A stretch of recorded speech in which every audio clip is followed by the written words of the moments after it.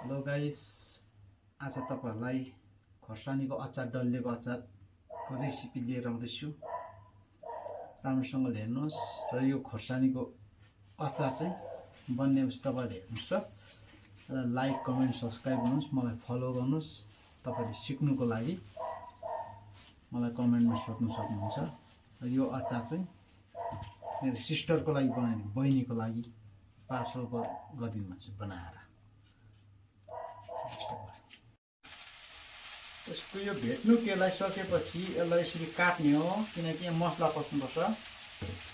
तब चाहिँ यो स्वादिष्ट अचार हुन्छ, पिरो पनि स्वादिष्ट पनि हुनेछ।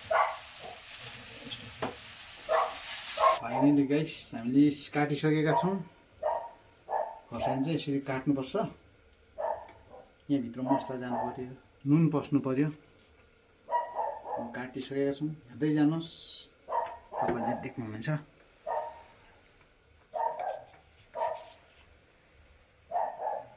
अब त्यो कसलाई हो अचार? अचार नि ए के भयो जिनानी नि भन्दै जिनानीले के ल गाइस, यसमा एकदम कच्ची घानीको तेल लाउने हो।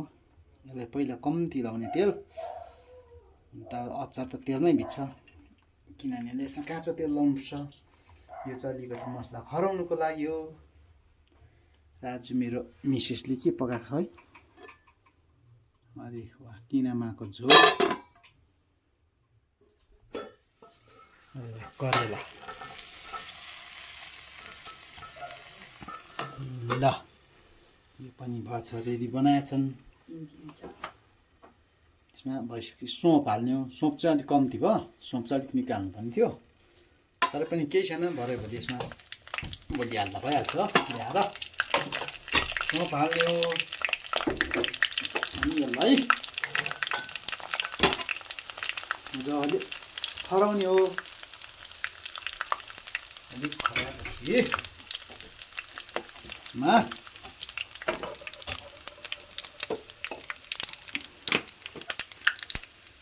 मेन चाहिँ यसमा हल्दी चाहिँ हाल्ने हो।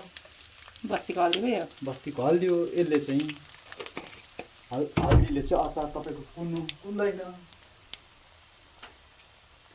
अनि यसमा मैले यसमा छ हल्का रङ खोर्सानी, हल्का यो के भन्छ धनियाँको पाउडर हालिदिएको छु, किनकि धनियाँको पाउडरले स्वादिष्ट हुन्छ। अनि यसलाई यसो चलाउने, अनि यसलाई हल्का यसो गरेर यसलाई बन्द गर्ने, किनभने यो खरिनु हुँदैन। खरियो भने यसको टेस्ट जान्छ। अनि पश्चात यसलाई फेरि तपाईँहरूको माझमा अचार रेडी भइसकेको छ। अनि पछि यसलाई यसरी पिसेर होइन, कुटेर यसरी लाउने हो। यो चाहिँ भन्नुहुन्छ रायोको दाना हो। रायोको दाना हो। रायोको दानाले अलिकति खट्टापन दिन्छ अचारमा, स्वादिष्ट हुन्छ। यसलाई यसरी मिलाउने हो। अनि यो ग्यास बन्द गरेपछि यसलाई फेरि यसरी तेल लाउने हो, काँचो तेल लाउने हो। अनि यसलाई मजाले मिक्स गर्ने हो। अनि यसमा नमक हाल्ने हो। यसरी नमक चाहिँ त्यसै लाउँछ, किनभने यो अचार अमिलो हुन्छ, अमिलो र पिरो हुन्छ। यसलाई यसरी चलाउने हो। यसलाई चलाएपछि तपाईँहरूले यसरी काटेको डल्लेलाई यसो गरेर कराईमा हाल्ने हो।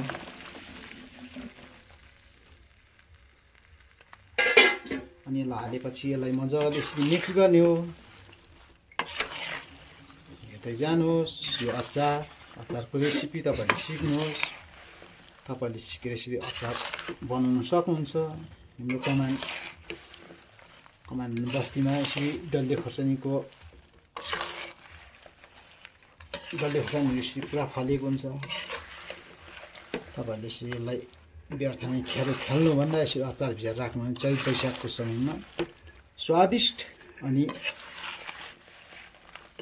खाना पनि रुचाउँछ। इस फाइनली अचार रेडी भइसकेको छ। तपाईँले यो अचारलाई भोलिदेखि खानु सक्नुहुन्छ। अचार भइसकेको छ। यसमा चाहिँ अलिक सोप चाहिँ लाउनुपर्छ। आज अलिक यसमा सोप कम्ती भएको छ। तपाईँलाई यो डल्लेको रेसिपी कस्तो लाग्यो कमेन्ट गर्नुहोस्, सेयर गर्नुहोस्, लाइक गर्नुहोस् र मलाई फलो गर्नु नभुल्नुहोस्। र यो भन्दै तपाईँलाई धेरै धेरै धन्यवाद। ल यो डल्लेको अचार चाहिँ रेडी भइसक्यो। अब यो चाहिँ बट्टामा चाहिँ जानेवाला छ। यसरी यो यहाँ लाएर चाहिँ यसलाई फेरि पार्सल गरी पठाउनु पर्छ। यो चाहिँ फेरि दिल्ली पुग्नुपर्छ। त्यस कारणले चाहिँ मैले प्लास्टिकको बट्टामा लगाएको। होइन भने चाहिँ अचार चाहिँ प्लास्टिकको बट्टामा चाहिँ लाउनु हुँदैन।